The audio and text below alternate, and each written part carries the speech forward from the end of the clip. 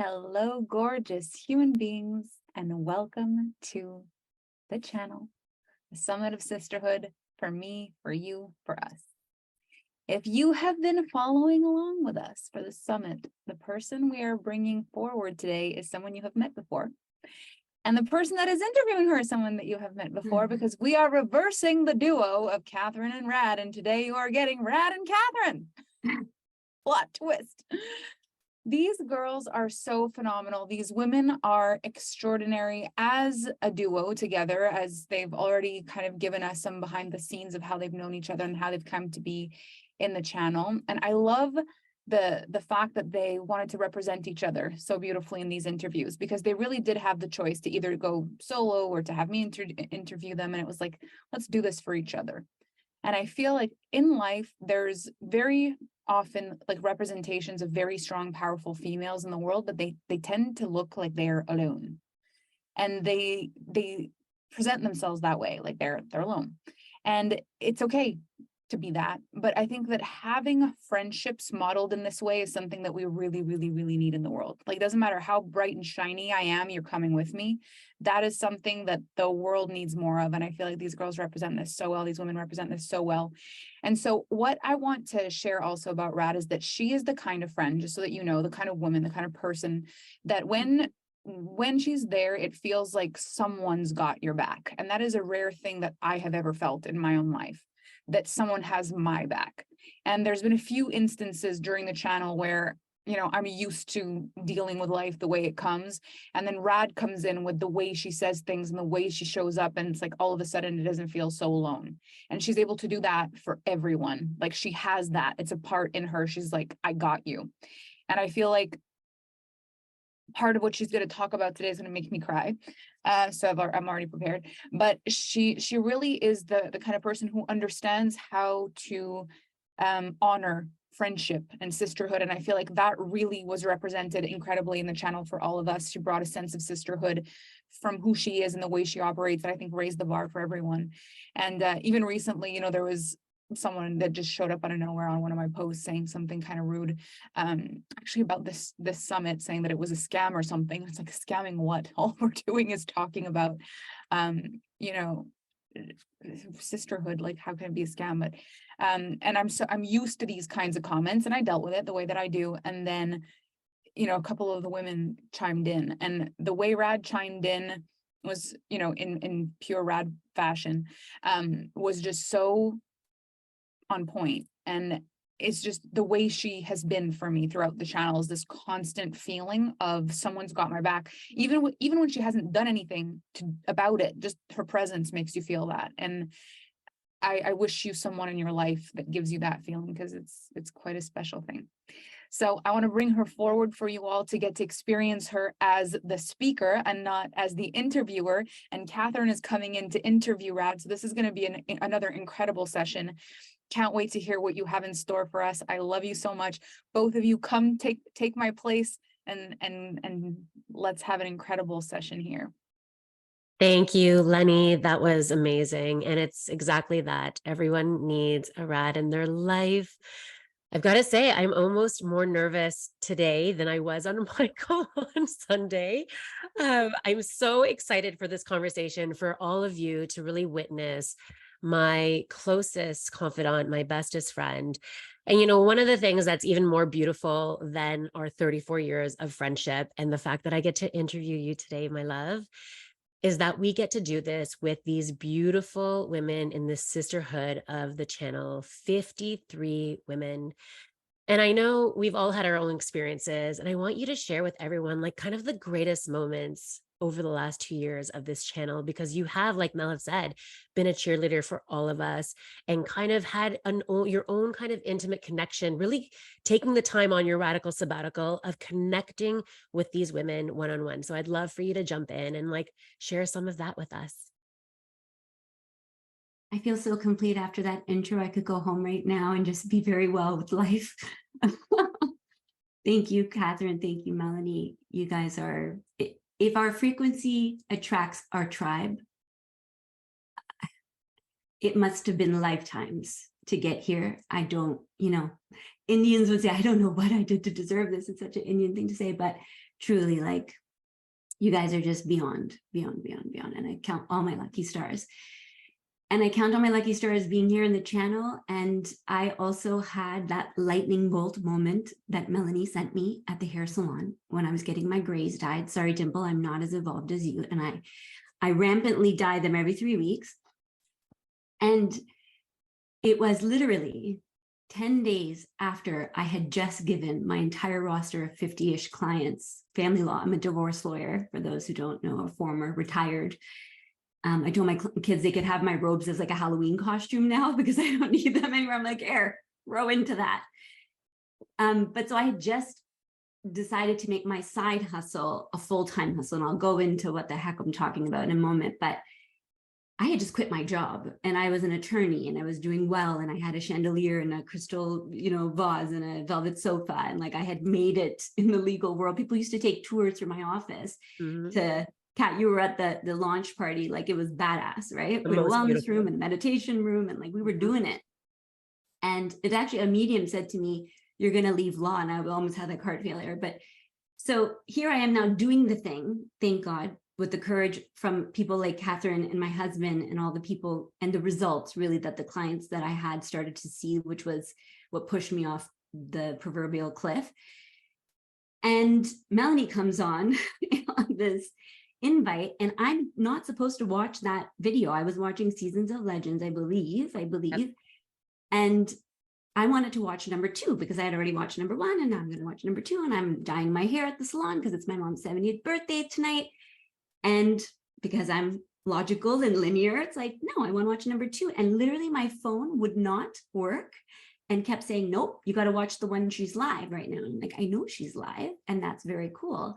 And I'll watch that after, but I need to watch 2 before I watch 3. And I was like, nope. And literally when she started talking about the channel, my whole body, like I'm tapped in. Like I said, like I get the odd intuitive hit. Like I've opened myself up to that. We all have that. And I literally saw hearts. You know, when you hit a heart and like ding, ding, ding, ding, ding, ding, they start to ping off the screen, literally out of my chest. And I'm talking to my guides because I'm moved like that. And I was like, this, like I have a credit. And so I'm going to use the credit towards something else because I'm cheap and I just quit my job. And it was like, no, this. And then the next day I forgot about it because we threw a party for my mom. And then Catherine called me and I left the kitchen, my messy house, because that's where the party was. And I went to talk to her on the lowdown. And I'm like, I can't do it. You're going to do it. Are you going to do it? She's like, Rad, you're a channel. Like, you need to do this. I thought of you immediately. Like, I'm like, I can't do it. It's too much money. And my husband must have heard me say that. And God bless that man. Because he was like, what was that about? What was that about? And I was like, oh, nothing. Drinking my cappuccino, looking around at my dirty floor.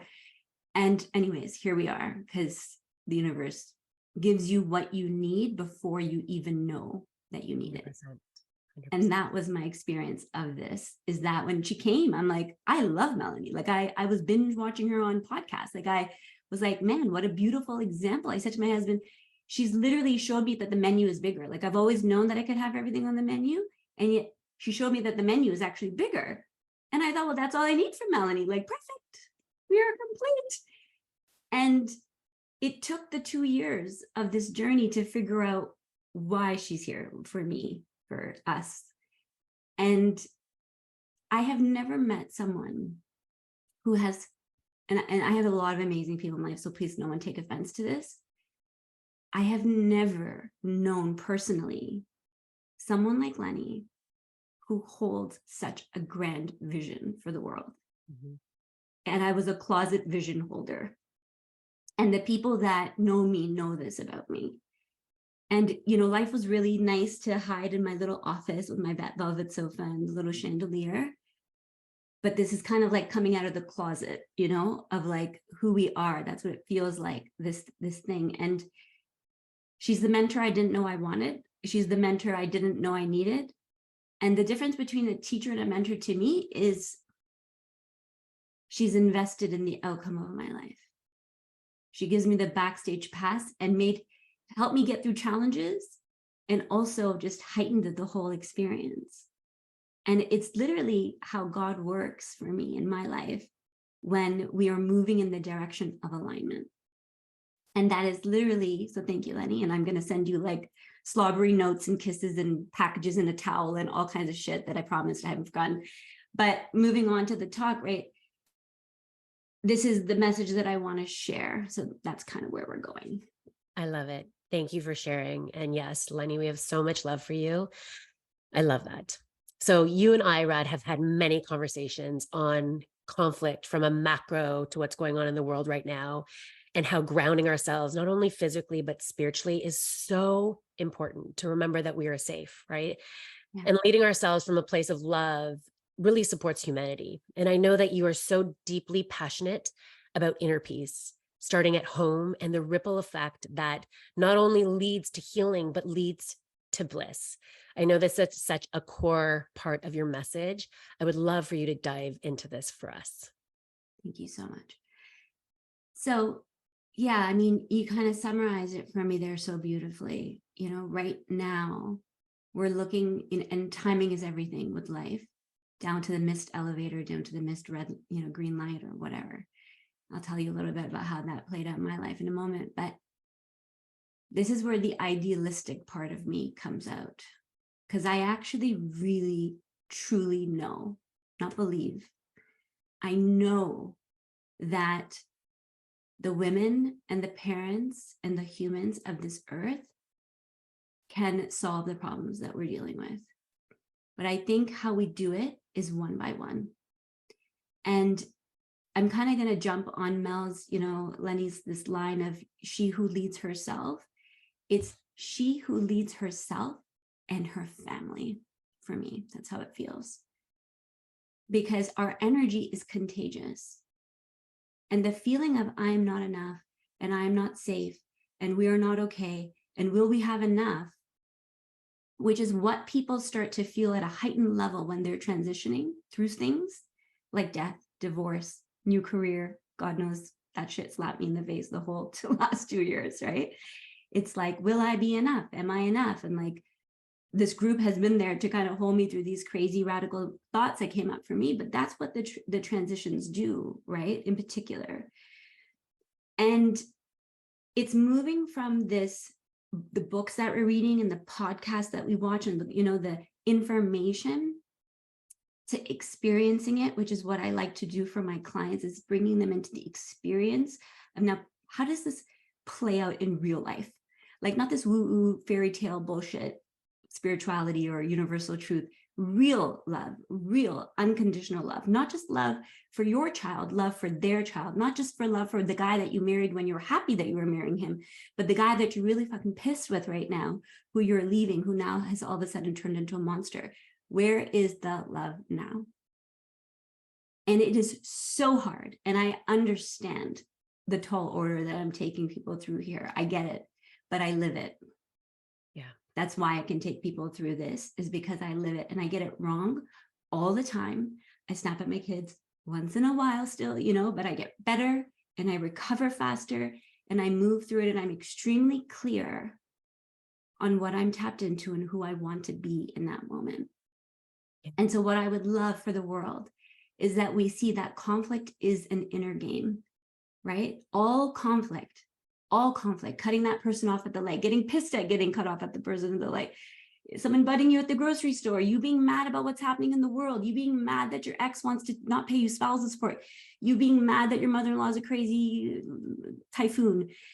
Everything you are experiencing, mine's not, by the way, for the record, she's an angel. Another Bravo team I manifested, but your life is a reflection of what's happening on the inside. Mm-hmm. And what I want to say to the people that are not happy with where their lives are, because I have been there, and I'm going to share a story with you in a moment of the depths of the abyss that helped me learn these things in a real way, is right now, if you can't figure out how you got there, it's okay. Hindsight is 20/20, right? And so many people that I see in conflict, and the analogy is just going to come, so I'm going to flow with this right now. This is how I saw divorce, and that's 50% of the population, okay? And then let's add to that percentage the people that are staying together because of the kids, but are still in conflict. So now we're at like 70%. And let's add all the other people that have ever had an argument or feel conflict in their lives, because that's all of us. So this applies to all of us. But this is how it feels when I think of people who are in conflict. And this came kind of to life when I was working with the beautiful, beautiful human beings who are my clients in my divorce practice, thousands of clients, okay? It's like we're in the ditch and our windshield's covered with poo-poo, right? It's covered in dirt. And our tank is empty. And we're arguing with the guy that's in the other ditch with his windshield covered with poo-poo and his tank is empty. Yep. And so what would happen was clients would give me their phone and be like, look at my wife. Like, she's just crazy. Look, Rad. And I would look at it. I can't tell you how many times this happened. I would look at it. I'm paid now. Imagine I'm paid by this client to agree with them and advocate on their behalf. And I'm meant to have his back. And I don't see what he sees. I don't see her. I actually think he's being equally, in this case, like, and I have to be objective. If I'm going to put evidence in front of a judge, I better be sure this is going to help my client, right? Thank God I never did a trial because I settled everything. But if I had to, I would need to know. And so I'm looking at these texts and I'm like, why? What is happening here? I really want to connect with him and I really want him to be able to see what's here. But what is happening? Well, his windshield's not, it's a mess. And when we are out of our flow and when we are out of alignment, what happens? You start to feel like you want to blame anybody and everybody that's around. And you're like, he did that to me. He put me in the ditch. And like, are you sure about that? Because I don't know, you landed over here and he landed over there. And like, can you even see? Right. And what I started to do in the practice is start to help people, okay, like, let's not worry about how you got here right now. Because when people hear like we attract our lives, it's a hard one. And I also think we have soul contracts. And I think that we're here to master who we're becoming and we're here to be more. And so life's also going to give us perfect situations to rise, right? And so if you came here to master forgiveness, you're going to get people who are going to foul you hard so that you can tap into forgiveness. So it's more complicated, right? So right now, I say to my clients, don't worry about the fact how you got here is irrelevant. And maybe in hindsight, we'll know where the car slipped and how you got here. It'll be like, oh, how did I miss that? Right. I was looking down at my phone, I was texting and right? I took my eyes off the road. But it's like, how do we get back on track? How do we clear our lens? How do we fuel our own tanks? Fuel your own damn tank. And I'm talking to clients who are like, but how, Rad? How do I get more peace in my home? And I'm like, fuel your own tank. I love this. Like, but he's not fuel. Look what he did. I'm like, I know. I get it. I get it. But that doesn't get you out of the rut. And what would happen in very short order is I would start to work with clients in the coaching, in the side hustle that became the full hustle. And in 4 to 6 to 8 weeks, they went from my ex is a monster and I have panic attacks when he has to come up to pick my kids up from home to, oh my God, we're both wounded. He's just wounded. He's still that nice guy. It's just he's dealing with the abandonment from his mom. And like I was triggering all the epiphanies start to come. But what happens is people want the epiphany before they clean the windshield. And they want to feel ready to go before they fill the tank. And they want to feel like they're in the flow, but their car is facing the wrong way. And then you're like, why do I feel like this? Why is Rad saying life is magical? And I think life's a bitch. Right. It's like, well, your car's faced the wrong way, baby. So let's just get your car back on the road. And maybe you will tag team with that car again. Maybe if you're in alignment and you're in your flow, and if that's a match, maybe you fix the marriage or the friendship or the you and your mom or you and your child or all. I have heard it all. People come to me for all kinds of conflict, not just divorce. Somehow they find me with cookies at the front door. And I'm like, no, I'm not the cookie monster. That's Catherine. But, and they find me. Yeah. And it's like, but why, Rad? Why is my husband not doing what I want? And I'm like, you want more flow? Keep your eyes on your car. Right. You're trying to push his gas pedal. And then you're wondering why you keep crashing. healing your it's, inner conflict first before you can heal others. I love that's that. right. That's Yeah. right. When you're a parent, your kids are riding in the backseat of your car. Your alignment means their alignment. Your full tank means their full tank. It means they go faster, they go further. You show them how to do it. 100%. Yeah. Right? Yeah. Yeah. Thank you. You know, I've had the privilege of being your wingman since we were 9 years old. And I had to bring up this story. I distinctly remember in grade 10 when we were in the hallways at Brother Andre and we were reconnecting, right? And we were kind of sharing, you know, grade 10, if you guys remember those years of sharing of like, what are you going to do in the next couple of years in study? What are we going to do in university? And you said to me, like, I swear to God, guys, she was like, I'm going to either become a lawyer or Mother Teresa. And I know that from our 15-year-old lenses, that declaration was actually set you on this trajectory that gave you profound life experiences that rooted who you are today and how it's guided you to your own healing and kind of in your own way, a Mother Teresa to so many, right? Being this guiding light, lawyer and Mother Teresa, right? And so I would love for you to start the beginning of your story, like how you've come to this Mother Teresa wisdom. Your story on transcending loss and separation, I think, is so important in this journey for people to understand who you are. Thank you so much. Clearly, when I said that to you in the hallway, I picked the easier of the two. I did the lawyer thing. I nailed that. Stepping into big shoes like that, yeah, it's idealistic. It takes a lifetime. I did a soul journey with Dr. Rabi on this call, not to single people out, but Mother Teresa showed up in the soul journey, and then it turned out it was my Indian face in her bonnet. I do not look good in a bonnet, by the way. So who knows? I think it takes a lifetime, but I definitely do feel aligned to children and to working with parents who can then protect children. I feel like I was put here to have the kids' backs.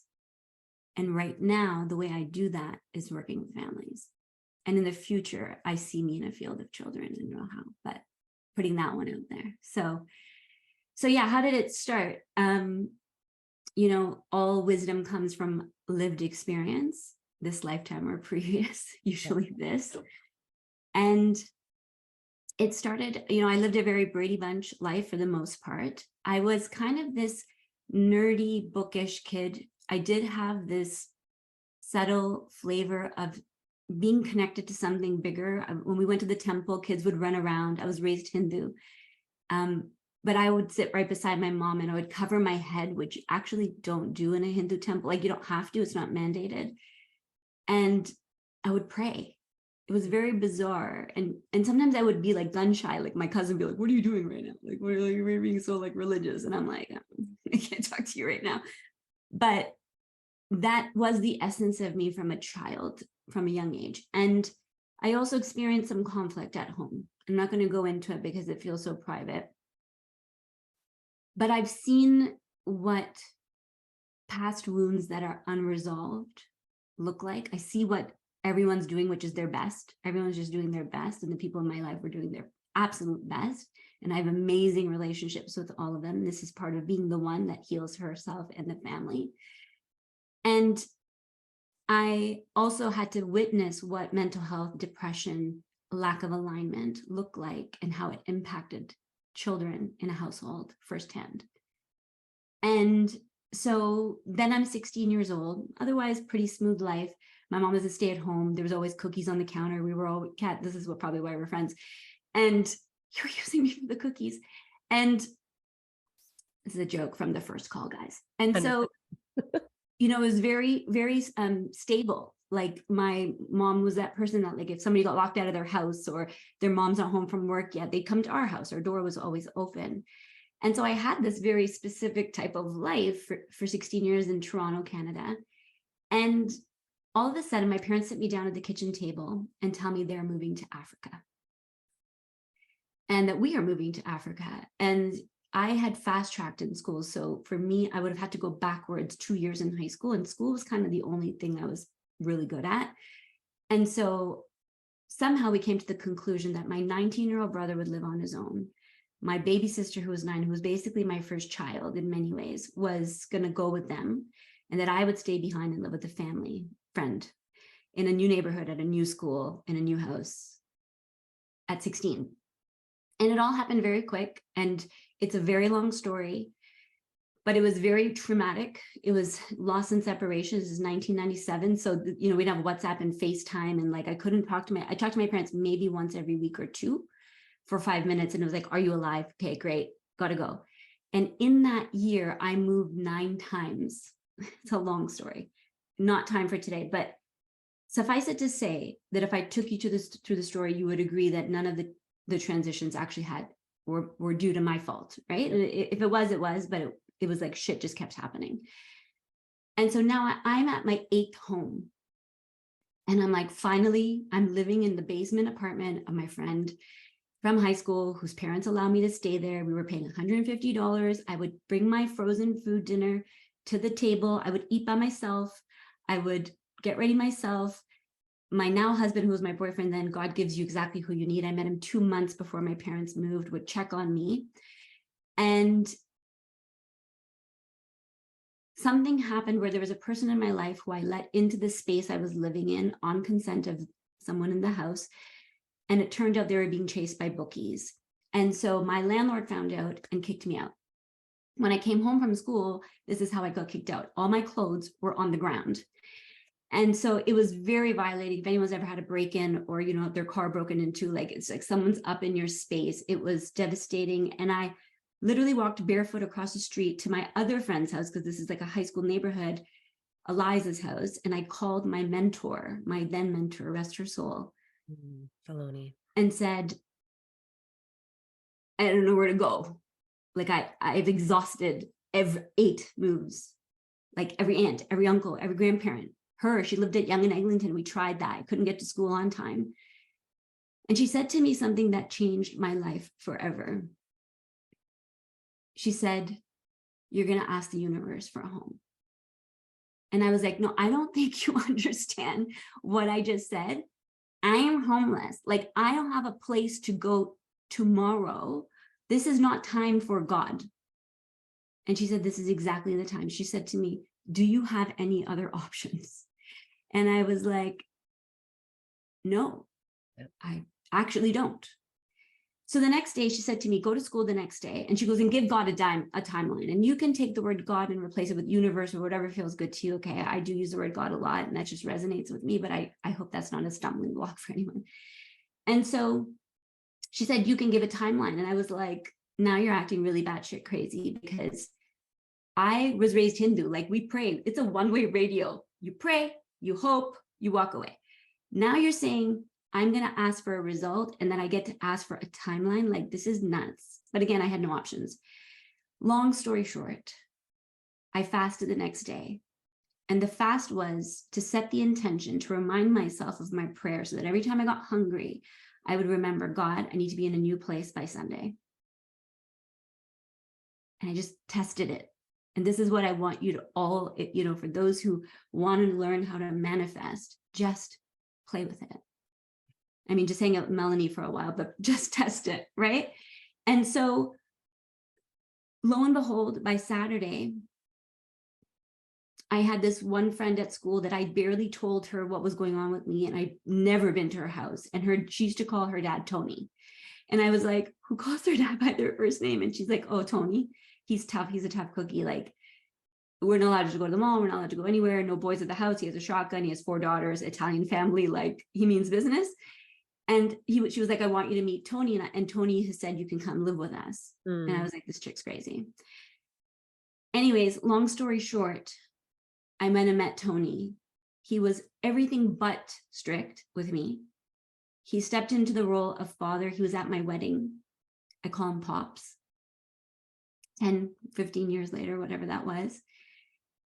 And it was the beginning of my journey of understanding how to have a conversation with God. And I didn't always get it right. And I didn't always call on God. And Mel pointed out to me, Lenny pointed out to me, during our time, that she's like, you kind of only call on God when you need like big things. And you're allowed to do this like a seamless thing. And I was like, what? But even then I was like doing my thing. and tapping into this, it was always there. There was always this energy around me. I could feel it. And I got into law school and I got into my first choice and I got scholarships that year in my 9 moves. And I started to create my dream life. Yep. From homeless to perfection, really. You, the best crew, the best husband, the best waterfront home. We were driving a Mercedes. I had been mentored by the top lawyers in the country in family law. I then started my own practice. And that was the beginning of the manifestations. Yeah, I love this story. It never gets old for me. And, you know, doing life with a best friend like you is such a gift. And I feel like our lives aligned in so many synchronistic ways along the way. And I remember when you first got pregnant, and it was I was probably one of the first people you shared with. And I was so excited for you and Mandeep. And I secretly just wanted to have a family with you because then, you know, if you do life and children with your bestie, then like you have to stay connected forever. Right. And I remember I like made the decision when you shared that I was going to get on the baby making bump and guide train, right? Trying to get pregnant so our kids could be close in age. Right. And we lined it up. I've told you that we lined it up. We were going to have babies like 6 months apart. Mm. Well, But then yes. the universe and God had different plans. You need to share that. Plans. Yeah, different plans. So I'm going to try not to cry through this one. It will be a small miracle if I do, but you know, it is. But this is so important. This is so important part of the loss and separation, right? Yeah, it's no surprise that I ended up aligned to the type of law that I did, which was helping people through loss and separation. So yes, lost mom, dad, brother, sister, 16, home, foundation, rose through it, had this connection with spirit, could feel entities, could feel my friend Sandra who'd passed in the room. Like I was quite tapped in. I believed things because I had felt it myself. It was experience. And so we got pregnant on the first shot. And I thought, wow, this is unbelievable. And we sat there on the bed in our waterfront condo. It was like a glamorized hotel room, 700 square feet. And I remember we went to babycenter.com and we're like, what does it look like right now? And just got so excited. And shortly thereafter, unfortunately, we lost that pregnancy at 6 weeks. And it was devastating. I've only seen my husband cry a couple times in my life, and that was one of them. And I kept asking, because I knew enough at that point on my journey, what was the lesson? What was the lesson? And it's the weirdest thing I'm going to say to you right now, but what I heard was meditate, meditate, meditate. And I'd been a dabbling meditator at that point, and I was like, really? Like, that's all you got for me right now? And I did, and I moved forward, and I got pregnant again. Pretty much the next month or two, whatever it was. And we were due September 7th. And this time, anyone who's had a loss knows you kind of wait a little longer to share. And we waited to 4 months until we were really confident that things were really well underway. And we had 3 baby showers and the works. And I went into labor at 36 weeks. And I called my midwife. I was like, it's a little early. And she was like, it's okay, do this, do that. And if it doesn't stop the contractions, it's showtime and we go to the hospital. And I said to my husband, I didn't even close my trust account. And he's like, really, Rad? Really? Is that what you're worrying about right now? And I was like, you're right, it's fine. And so we get to the hospital and I'm fully like, I couldn't even take 2 steps without contractions. I'm like minute on minute. They check me, I'm 9 centimeters.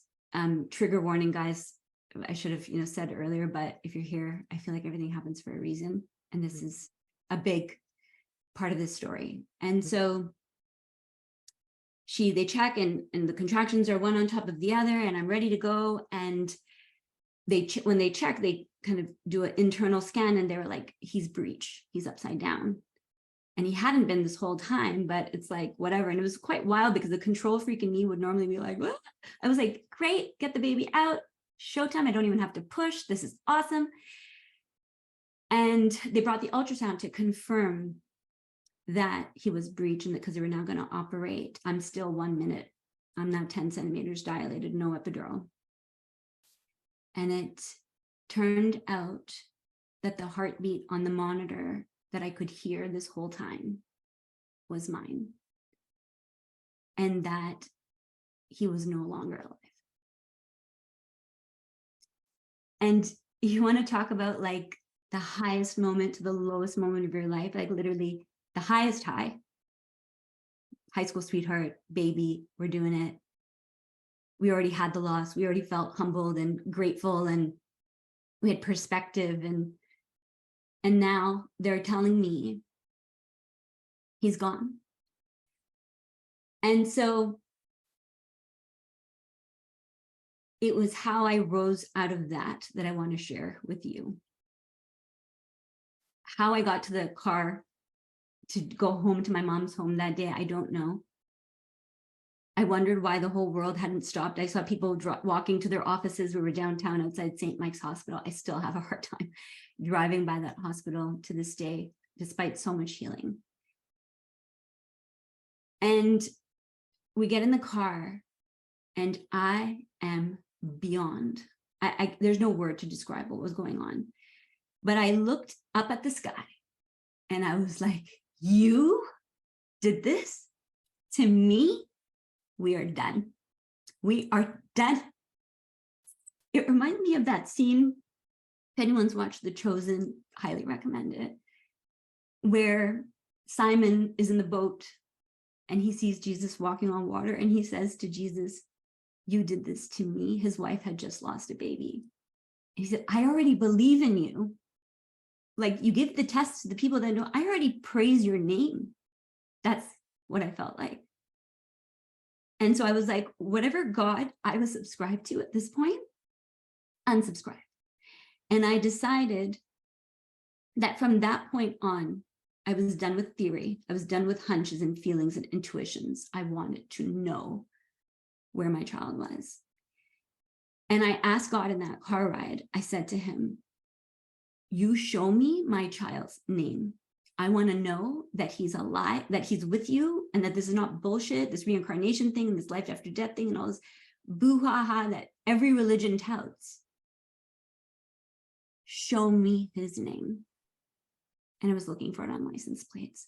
And the next day, you and my sister come back from the grocery store. And I had only named him baby boy Kosla at that point.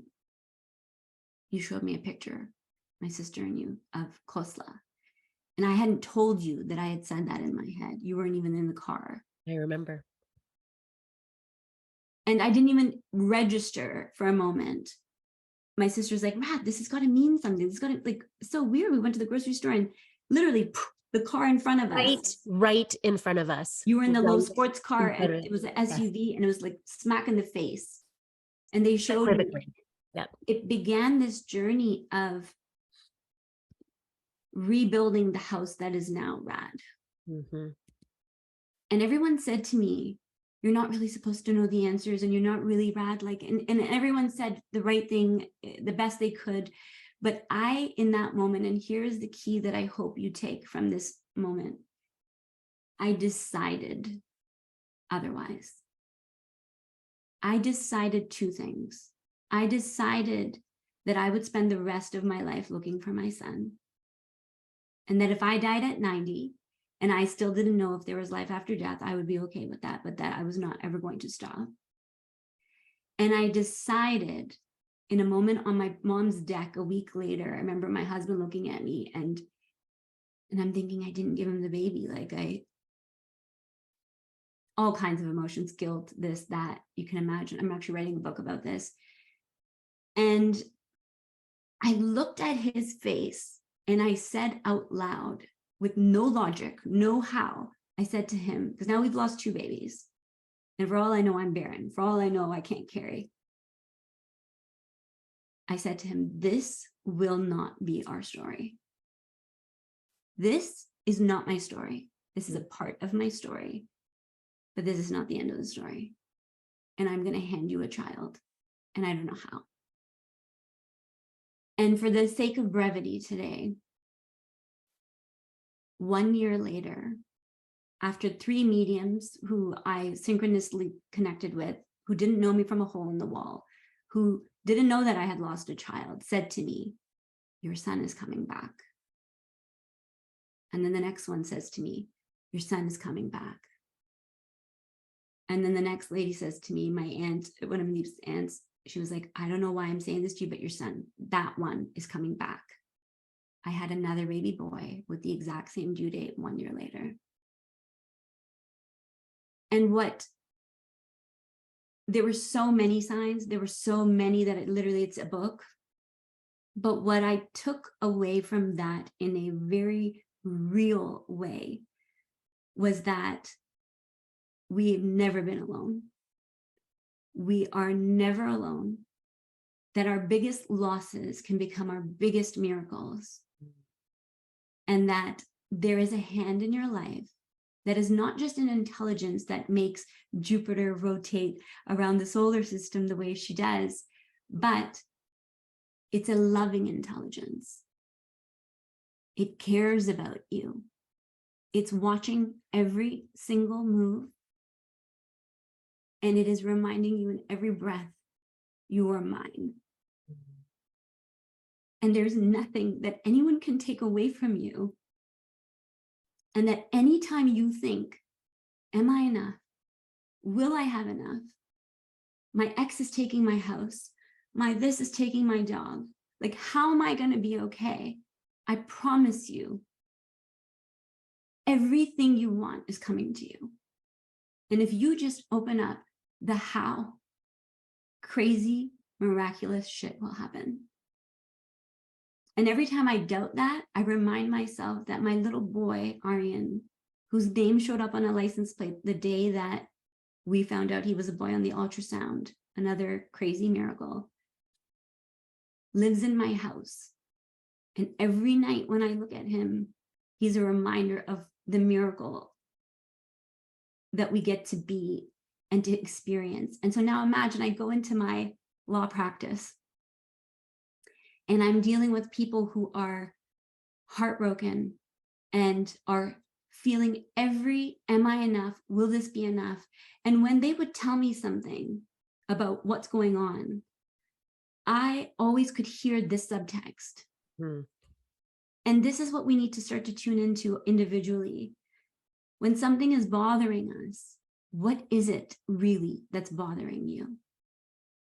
Because that's how we get out of flow, when we insist that things have to happen a certain way, right?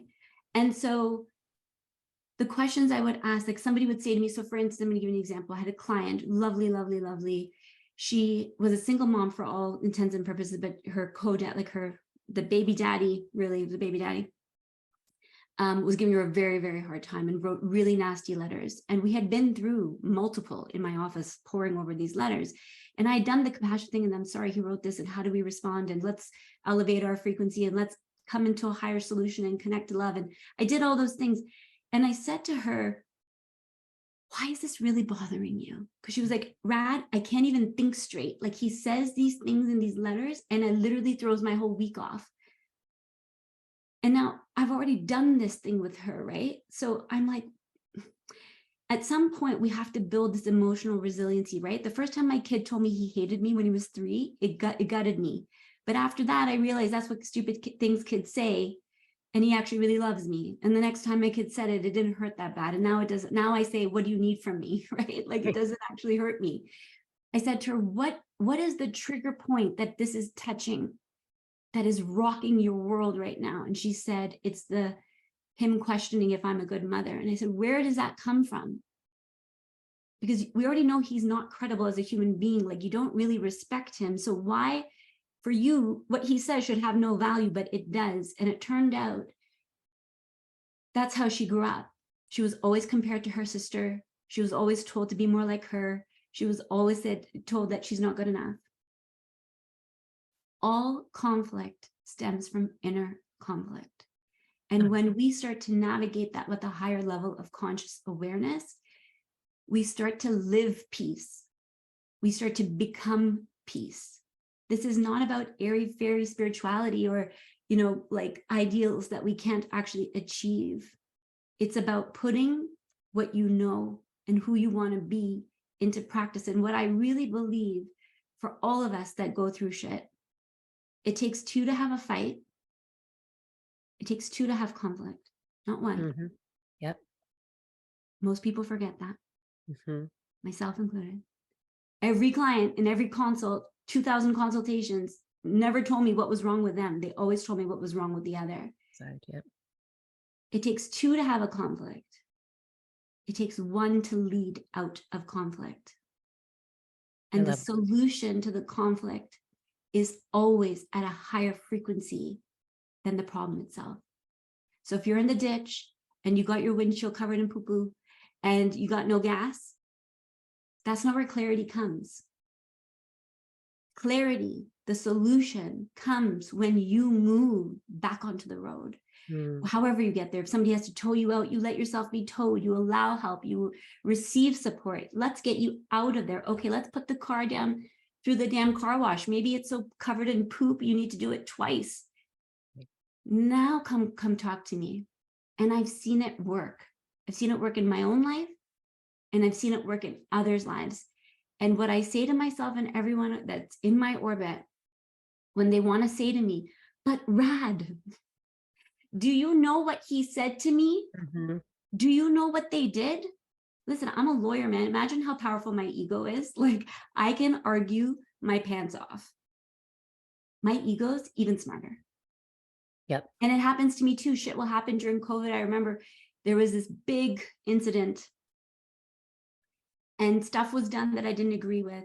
And I was really upset. I was really triggered. And what a trigger in my definition and many definitions for, like Eckhart and, Gabor Mate, we would say a trigger is a disproportionate response to a stimulus.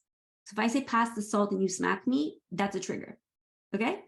So I was triggered in this meeting with the lawyers in my office during COVID, to the point that I could not work after the call was done. I had to turn my camera off. I was in tears. And I kept saying, what is the issue, Rad? Why are you so bothered? And every time my smart legal ego was like, oh, it's because how could they do that? Where is the compassion? We need to be better. How can we? Her. I had to go through that process. And then because I know better and I teach this shit, I was like, that's not the answer. Mm. What is actually bothering you right now? And I closed my eyes and I saw a family member in my family. And I thought, ooh, that's where I learned this from. And bless this person. I learned that when we're not feeling safe, we got to control the situation. And what was pissing me off was that I couldn't control this person. Right. In fact, I had brought this person to the group. I was like, who invited you anyways? Like, how did you even get into my life? Like, what the freaking hell? Inner conflict. Yep. Inner conflict. Yep. It's inner conflict. And so I had this diagram that I created, and I really want to share it with you. And I know that we started a few minutes late, so I'm hoping we can go a few minutes around the clock here. But I'm going to take you through this diagram that kind of came to me yesterday to hopefully show you a little bit about this. And I'm going to move fast through it because I'm going to share my screen. Can everyone see that? Kat, can you see that? Yep. It's perfect. Okay. We're going to start from the top. So this is, I'm going to do it this way. Conflict to peace. This is the path from conflict to peace. As I said before, the solution to any problem always lies at a higher frequency. So if the answer is here to world peace, to family peace, to why is my neighbor so crazy, all of it here, this is the low frequency, the low dense energy. So I'm going to show you here. This is how my brain sees it. So this will make sense to you. And Kat's going to drop this image in the chat for anybody who wants to keep it. But on this side, we're led by love. And on this side, we're led by fear. How do you know you're in alignment? How do you know if you're in your flow? You're in this, you're closer to here. And this is where we start as children. We're unlimited. I said to my son, I think you could be a gardener and a circus fire blower. And he was like, I know I can. Like, of course, mommy, duh. Like high frequency, in the flow, in the present moment, loving life as it is, not seeking things from others, totally content. We start to live our lives and we start to move down this. And what happens is that we start to get conditioned. We start to get told things like, good girls behave this way. Women should serve others first, which was a big thing in my, Indian customs. If you want to be loved, you need to do this, right?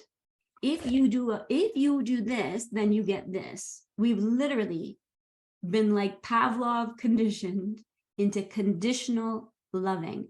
We've been told in movies, you complete me, right? Like that horrendous Jerry Maguire line. I love the movie. That line, those like ended a lot of marriages, because the expectations that we have from like, well, I'm in a funk, I'm in the ditch, surely this guy's going to be Romeo and come on the white horse and save me. That's where this starts, right?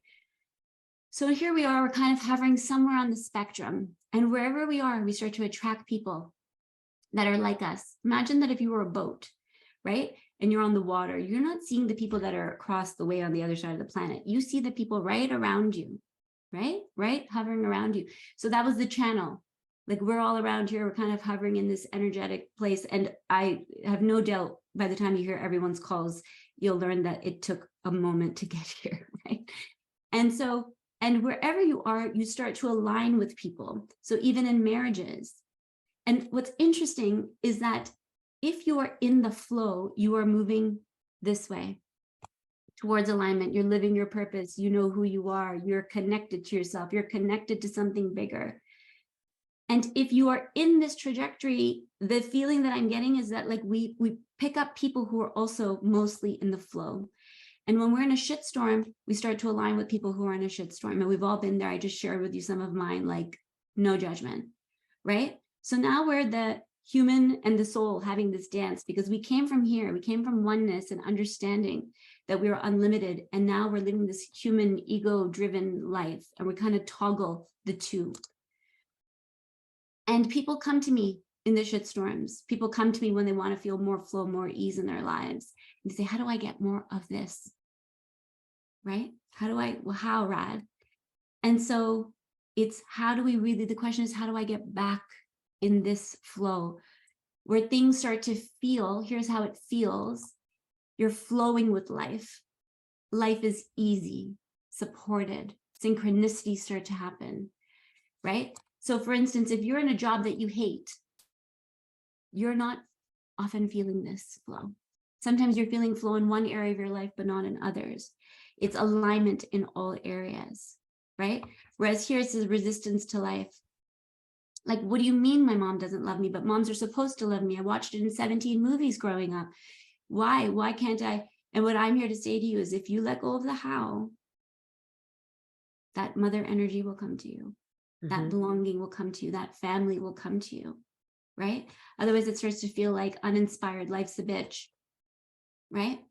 And what we see is that transitions are a gift. Death, career shifts, divorce, big changes, big things, when they happen in our lives, what they do is they start to activate this am I enough, right? Will I have enough? Will I be okay? And that's what would happen in divorces. That's exactly what would happen in divorces. And so people would say to me, like, I told him I'm leaving, and now I don't know what happened to him. He's a complete monster. Right. And you think you're fighting over the Ferrari and the Porsche, but actually, deep down, what's happening is both parties are fighting. Am I enough? Will I be loved? If she doesn't love me, that means I'm not lovable. What did I do wrong? I'm not enough, right? You're dividing assets. Will I have enough? It rocks everyone. 100%. Yep. And so what this path looks like, moving from conflict to peace, inside to outside, is moving from this victimhood, like that guy did it to me, she did it to me, it's happening to me, life is happening to me, the world's coming to an end, to starting to connect more in here. And that was literally the beginning of the programs that started to come through, was the patterns that I started seeing, right? And what came through for me, and I actually went to a Dr. Joe retreat and had with the intention of like, give me clarity. I want to know, like, how do I navigate this next chapter? And, life, again, when we're in alignment, gives you more than you could hope for, like the lifeboat of the channel. I had a Kundalini awakening. I started to understand energy more. I started to feel frequency at a whole other level. And this download came through as I started to have the courage, thanks to you and many other people who kicked me in the ass, to start to coach lawyers on how to create more flow and alignment, to start to coach co-parents going through divorce and separation on how to create more flow and to create the life that they want instead of continuing to affirm the mess that they were in. Yes. It doesn't matter how you got here.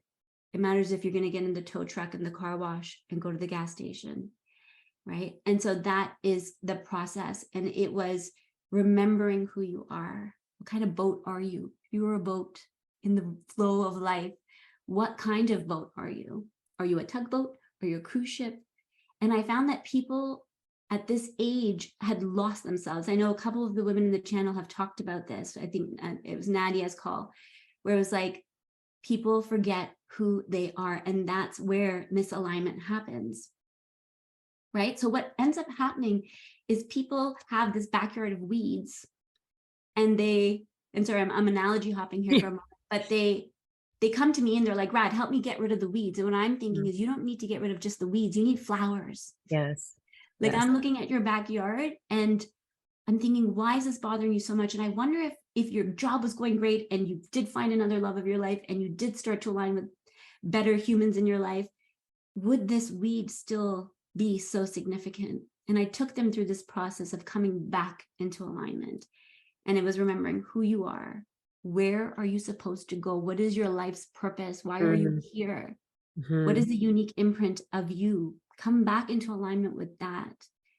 And then I would take them on a journey of how to get there. And it was shifting thoughts, feelings, behaviors, all the things that we know. I love this. Moving into this higher state. Thank you. Yeah. Your journey of healing is a remarkable one. And the fact that I was able to witness it all along has been incredible. And, you know, we've had these epic conversations and I've witnessed you going from lawyer to coach, and it's been this seamless transition.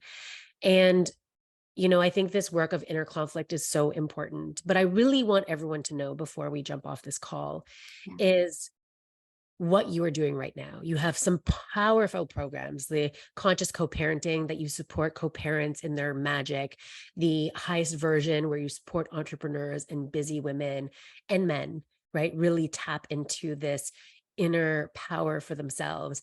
And then you also have this really powerful program, Option C, to really heal that inner conflict for others and really step into their highest version.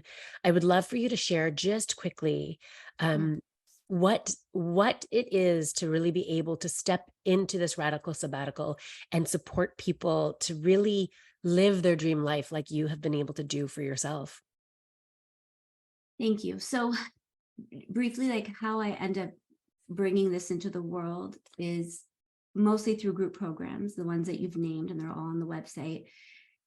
The deepest alignment I have is working with people who either have a family, are ending a family and recreating two homes, or want to experience more flow, right? And usually, 90% of my clients do have children, but they don't all. And the wanting to go more into flow. So there's the groups, right? And I actually have the highest version starting in a couple of weeks. Yep. So they're live programs. They're generally 8 weeks. And I take people through not only modules of concepts, but what I fundamentally feel worked for me is experiencing those concepts. So every week I add a new little tool, a little like meditation practice. Week 2, we start to talk about gratitude and starting to do the thing. And I think that is a huge reason why we started seeing such radical shifts. I had a client once who was going through a divorce and taking the program at the same time, and halfway through a really, really high conflict divorce, the lawyer on the other side called me to ask me if I was teaching her how to meditate because something had shifted in the home and the husband didn't know if he wanted to end the marriage anymore. Like drastic stuff. And what I'm really feeling excited about is working with people before they get there, right? And bringing my mediation skills and my understanding of flow and alignment and creating mutual alignment where it's possible. I don't think that we have to save every marriage. And I think there's a way to consciously uncouple as well. But I just feel like I gave so much of this to people who are already out the door. What would it do if we started a bit earlier? So some more proactive getting into alignment and flow feels very exciting to me. And I do take a small roster of like one-on-one clients, but you know, time's limited. So that's like a small piece of what I do. I love that. Thank you. Thank you for being such a bright light. May I read your bio for everyone to hear? You may read my bio. I feel like we're doing Amazing. wedding vows here. Go for it. I love you. All right. Rad is a divorce lawyer and a mediator who has helped thousands of clients not only bring more peace to their homes, but to show them how a better, more conscious way to love and manifest their life, the life they desire. At age 16, Rad was homeless, which was deeply painful and life-altering. She experienced her first conscious connection to Source in a moment of deep need and began a wild journey to personal transformation, which pulled her through PTSD and depression to a life that exceeds her wildest dreams. At age 31, while running her family law practice, Rad lost her son at 36 weeks during delivery. This experience led her to a new level of understanding of human suffering, compassion, and grace. It also led to some of her greatest miracles and insights. Rad realized that her biggest gift to her clients was not that legal advice that she was hired for, but to share the tools that had saved her more than once in her life. Her clients and colleagues consistently turned to her for life advice and guidance. Rad's career completely shifted from helping clients operate in the limited legal system to empowering them to raise their energy, become conscious creators, and to lead with love and compassion in their homes. In 2021, Rad started her radical sabbatical, leaving law to coach and teach full-time. Rad's mission is to elevate children, families, as well as entrepreneurs who are here to change the world. She's also a mother of 2 amazing boys with her high school sweetheart, Mindy. I love you. I honor you. Thank you. Thank you Lenny. so much. Thank you so much. You're welcome. Lenny, back to you. What a story. Honestly, when I listen to this now, after everything we've been through, like hearing it all, it's so interesting because what I said about you when I first brought you on is my experience of you, which is that the feeling is that you've got my back. And if someone were to ask me, like, why, what did she do? I couldn't say it. I couldn't explain it. It's just how you be in the world when you are a catalyst for conflict resolution. Mm-hmm. And I feel like if you can imagine what it's like, you know, what different kinds of conflicts you may have been through in your life, conflicts with yourself, conflicts with your thoughts, your feelings, conflicts with your own opinions, conflicts with what's right, because it might be right for one and not right for the other, conflict with doing what's best for you, knowing it's going to hurt someone you love so much, conflict with doing something for someone you love so much, knowing it's going to cost you something. You know, there's conflict everywhere. There's conflict in business, in health, in well-being. There's conflict everywhere. And so being a person that when conflict enters the room, it doesn't trigger you the way it used to. It doesn't just completely send you into that inflated reaction that makes no sense based on what's happening. It gives you your life back. It's all of a sudden you have choice in every moment. Like, you know, what is this? Who am I really mad at? What's it really triggering in me? Like everything Rad's talking about here, how she really helps people. The biggest thing she does is she models that, because I can see so clearly, you know, if you follow her on social media, if you spend time with her, you'll see it, that in your life, you'll start to feel a different feeling in conflict. And I realize in listening to all this, what really happened is that anytime conflict was present in my life and there was a channel call and you were there, and it came up in something, your reaction to it was exponentially different than any other person I've ever met's reaction. And that is what makes it feel like this person has something. You can't put your finger on it, but this has been the work of her life, really. And so this is a skill you can learn. This is something that you can choose to dedicate a lot of time and energy to. But it's something that is felt in other people without you even having to tell them what you know. I can tell you for a fact, like I did not know the depth of the story. And when listening to it, the affirmation is just like, oh my God, oh my God, oh my God. There's a compassion for pain without a need to sympathize with it. It's because sympathizing with pain often goes back into that conflict of like, I understand the conflict, I get it. Where a lot of people, in wanting to help bring you down into the conflict, it was more like a higher frequency solution to a conflict without pushing an agenda. There's very little words that I could give to actually explain this, because again, it's not a words thing, it's a presence thing. And so I hope, and anyone who feels a pull to solidify this in their own life, who knows that possibly they were put on this planet to work through conflict for themselves and for other people, and have been looking for someone at a higher frequency of conversation, someone who actually embodies this. It's an ideal that's lived within a few, and I have seen you do it. And it doesn't mean that you don't have conflict in your life anymore. It means it changes your relationship to conflict. It changes your awareness of conflict. It changes your stance around conflict. It changes your center of gravity when there's conflict. And so I loved hearing the story, and I feel like this would be a great thing for any client of yours to watch. If they could understand the journey it took for you to be embodied the way that you are, like, it all makes sense. It all makes sense. It all makes sense. It all makes sense. It's such a brilliant, brilliant story. And oh gosh, so many parts in this, just my heart, like I just with you every step of the way. And thank you for your generosity and for everything that you shared. If it's possible, I'd love for you to put that slide thing directly in the AFE group, or in the Alpha Femme group, pardon me, in the free group, so that people can, click it and read all the little intricacies that were in there. Look at those words again, see how they feel in your body. And you're like, oh, I never even thought that that word would be a conflict energy, and that this is the peace frequency. I'm seeing something different, this is so important. And during the channel, it's not that there was no conflict. It's that the end game was peace. And when that's the end game, you show up differently, because so many of us are fighting to avoid conflict instead of standing to create peace. And that is a different way of being in a conflict. One is to solidify that you were right, that you had every right, that, your feelings are validated, which it does give a little bit of a little feeling when you're not happy that someone's going to give you that. But I feel like the beauty in you is that you won't compromise giving people a little fluffy feeling if it means costing them something that they could be strong enough to conquer in the moment. And it's such a beautiful part of the story when you're speaking with this client of yours that literally is paying you to advocate for him.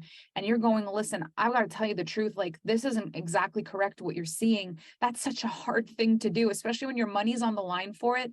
You just want to say, yeah, it's just a nightmare. And then you go home and you're like, oh, baby, I love you. And this person, oh my God, you don't even know how he misunderstood his wife. And to let him just deal with himself because you get paid. Like, how many divorce lawyers would have done that instead of jeopardizing their paycheck? And I can see why now, having only the opportunity to affect change once they're in your office to separate, there was this feeling of like, I need to be able to talk to these people way before they end up in my office. And if my job is making sure they never get divorced, I'm going to be out of a job. And so what matters more, the job or the mission? And so I choose the mission. I need to fast forward the connection to these people and meet them way before. And I don't know what's in my head that I'm about to jeopardize everything that I've ever known and the easiest thing I've ever done for me. But this is bigger, and this is what I need to be doing. And I feel like that is just so beautiful and so powerful. And so many people who are thinking like, should I change my career path because I'm good at it, but I have a calling, it's so big, it's so much bigger, like, can I leave? I've worked so hard at this. I think you're a beautiful example of that. You can. And yes, like, yes. So thank you both again for modeling such a beautiful, different dynamic. This call felt so different than the first call, and I love that it did. This was just a beautiful support system, just a beautiful energetic support. The whole thing was just seamless. And thank you for taking the extra 5 minutes. It's my fault that we were late. I had some lady issues the last minute right before the call, and they took me by surprise, so I needed a few minutes to rectify the situation. But I'm very grateful for your time and your energy, and the fact that you jumped right in there and nailed it and took us through the whole process no matter what. So thank you. And I've got your back is a sentence you get to claim forever, because whether you've done something or not, people get that and they feel that. The children, the relationships, the marriages, the women, the friends, the sisters, they feel it. And thank you for who you are in this world. Thank you so much. And I just want to say, remembering that the opposite is always available to you, right? That when you move out of that, that's where you start to experience that. And you feel the feelings all the way along the way. There's no bypassing anything, you fully feel all the things. That's how you raise your frequency, right? So there's so much to this and staying in that energy. And so even now, when we think about the world and what's happening in the news, if you're asking yourself, which I think everyone with a head on their shoulders right now is saying, what do I do? House it. Be it. Be the change you want to see in the world. Be the peace, be the light, and let your kids keep their lights on because they already have theirs on.